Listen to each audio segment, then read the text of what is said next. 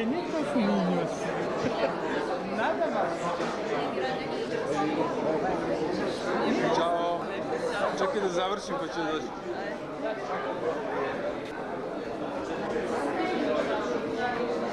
Radimo na svim formatima.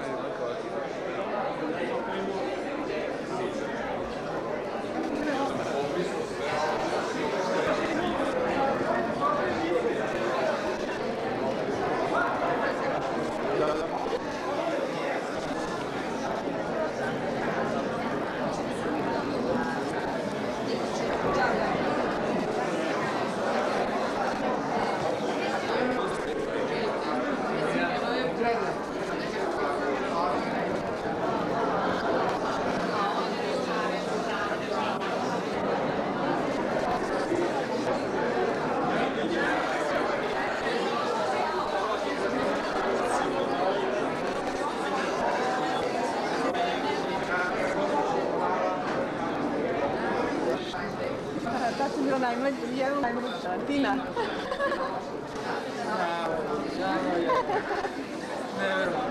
Ti će završiti sve su knjiženu sa nekim visokim prosekom.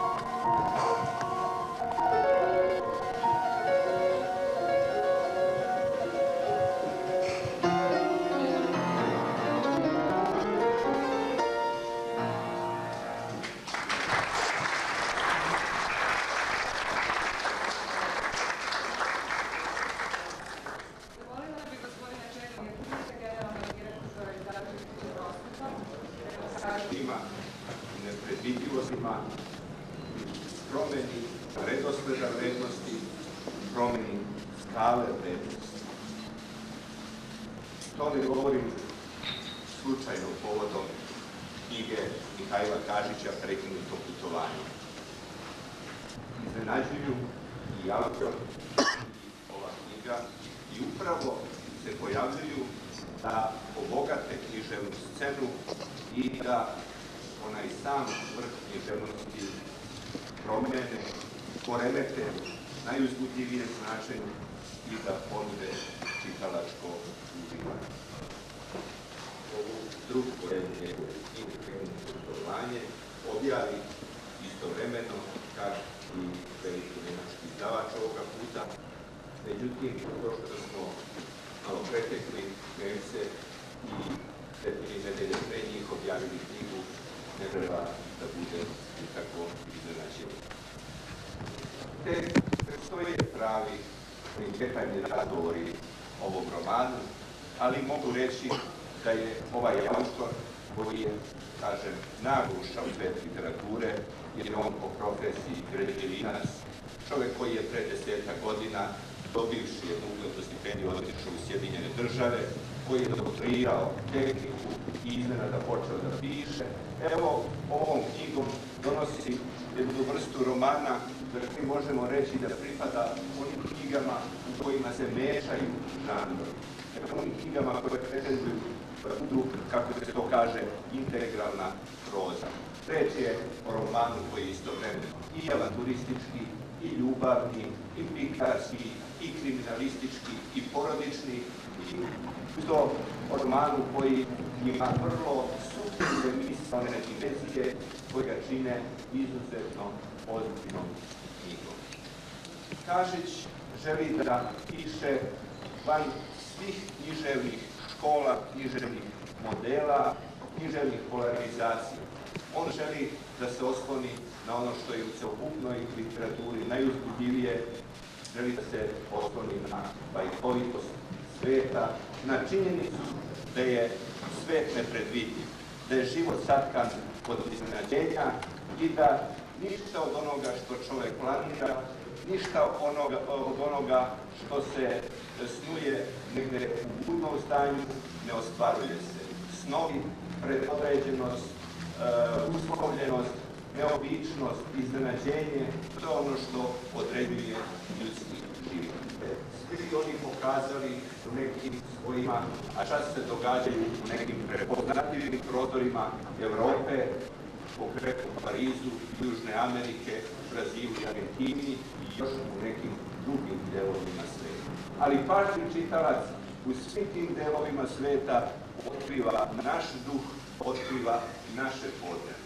I ima jedna zanimljiva scena, vrlo bogata, jedna od najboljih scena ove knjige, koja se dešava negde u Antiohiji, a za koju je očigledno da treba da sugeriše naše potrebe, naše istorijsko, mitsko i kulturno nasleđe i sve ono što čini našu mentalnu ličnu kartu.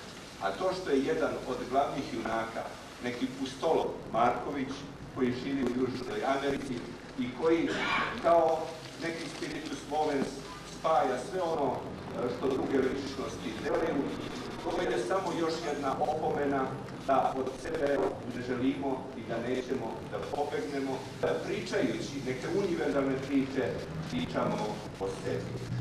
Rekoh da ova knjiga, ovaj roman, Prekinuto putovanje, je jednu iskrenu misaonu osnovu.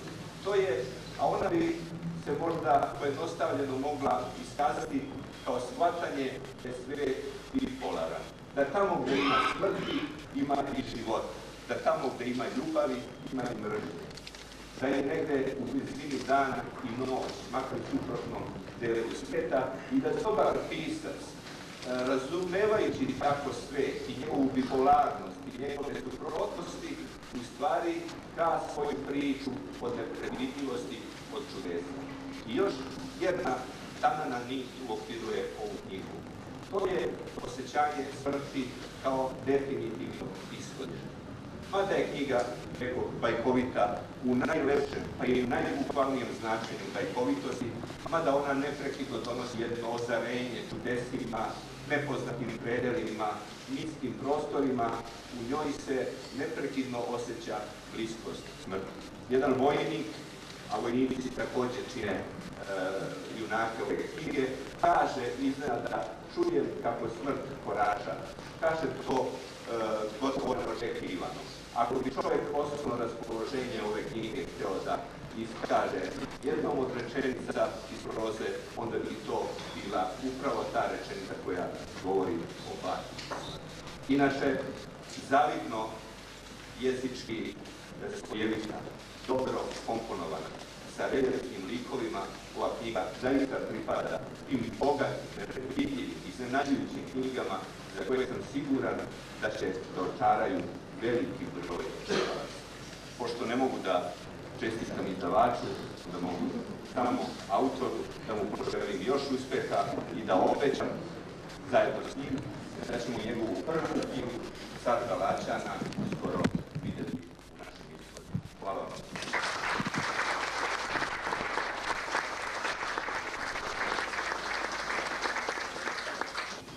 Ušla je mršava djevojčica.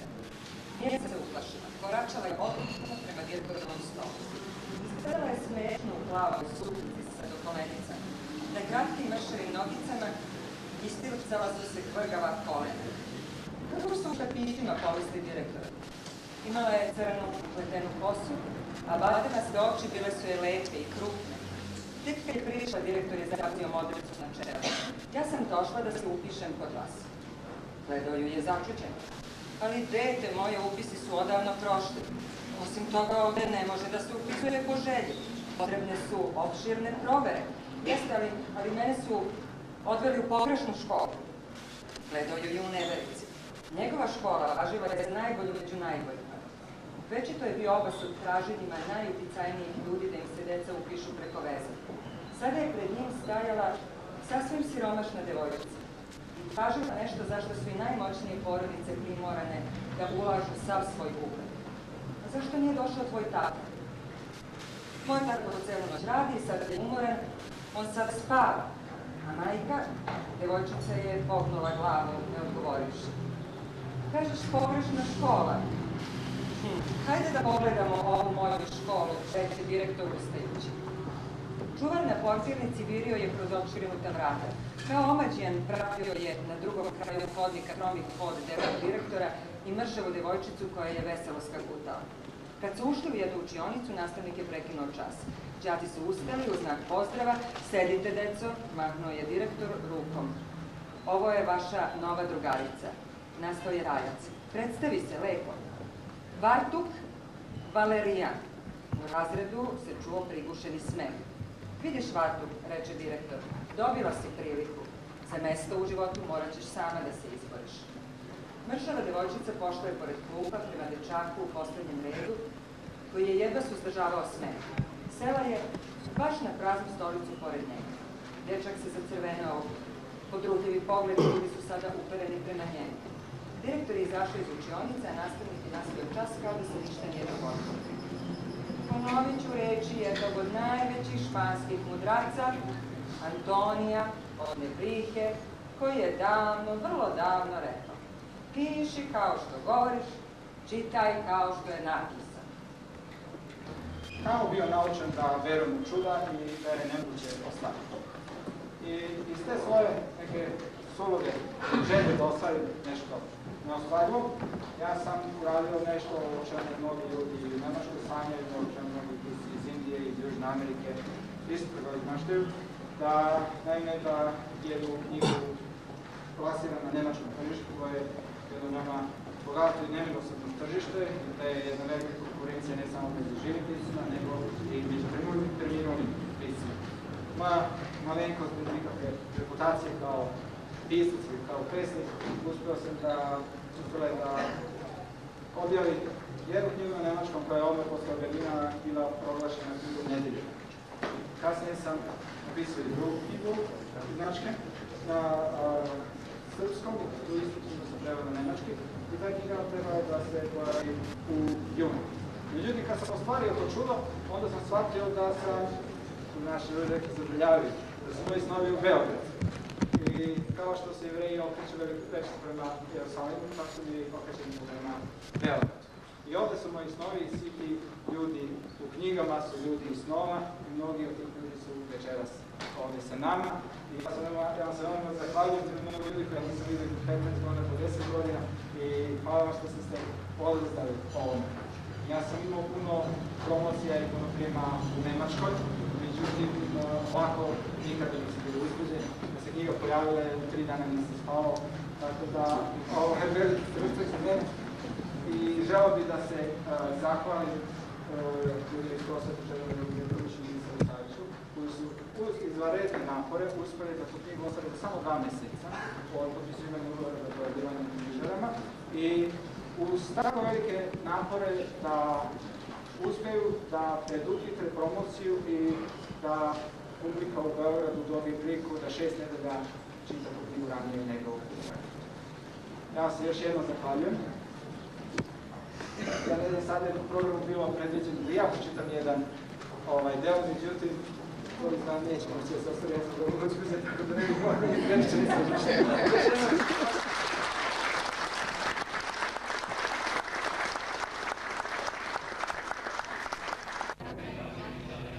Recite nam šta očekujete od vaše knjige ovde u Beogradu?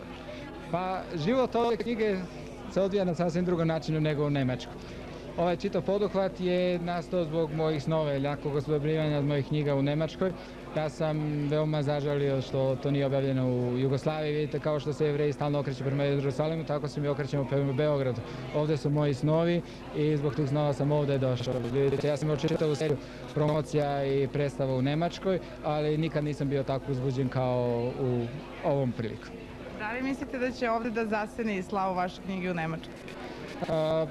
Ne znam, sasvim su drugi kriterijumi. Ovdje, ne znam, zaista sam ovo sada očekujem prve reakcije, ovo su sada prva uzbuđenja, ljudi su znatiženi, neobično je da jedan srpski pisac prvo uspio u inostranstvu i to na sasvim drugom jeziku i da se onda pojavljuje u Jugoslaviji.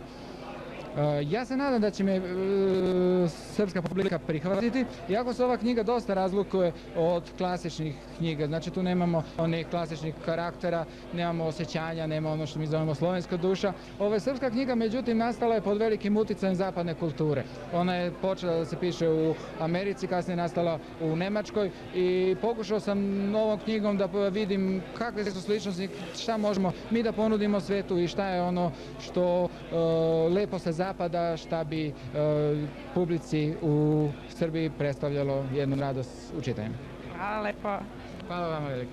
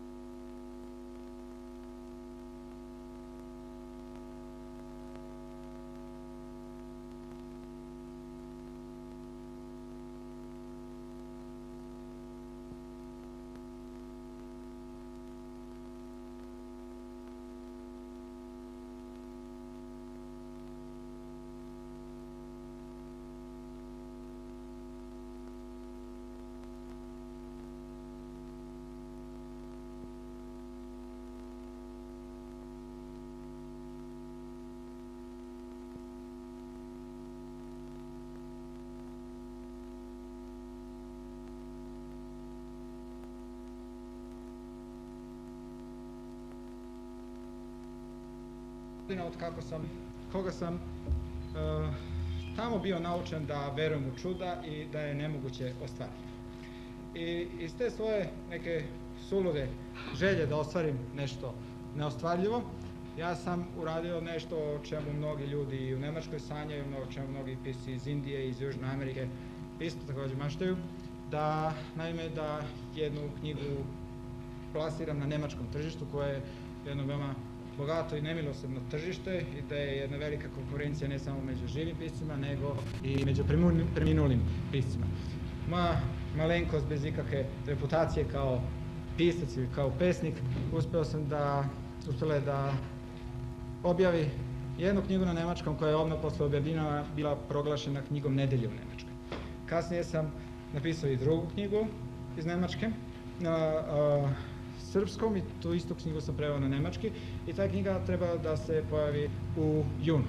Međutim, kad sam ostvario to čudo, onda sam shvatio da sam, što bi naši ljudi rekli, zabrljavio, da su moji snovi u Beogradu. I kao što se Jevreji okreću večito prema Jerusalimu, tako se mi okrećemo prema Beogradu. I ovdje su moji snovi i svi ti ljudi u knjigama su ljudi iz snova i mnogi od tih ljudi su večeras ovdje sa nama. I ja vam se veoma zahvaljujem, ima mnogo ljudi koje ja nisam vidio i uspiju da preduhitre promociju i da publika u Beogradu dobije priliku da 6 nedelja čita tu knjigu ranije nego u Frankfurtu. Ja vam se još jedno zahvaljujem. Ja ne znam, sada je po programu bilo predviđeno da ja pročitam jedan deo, međutim, to izgleda neću moći, ja sam veoma uzbuđen, tako da ne bih mogao ni dve rečenice završiti. Još jednom se zahvaljujem.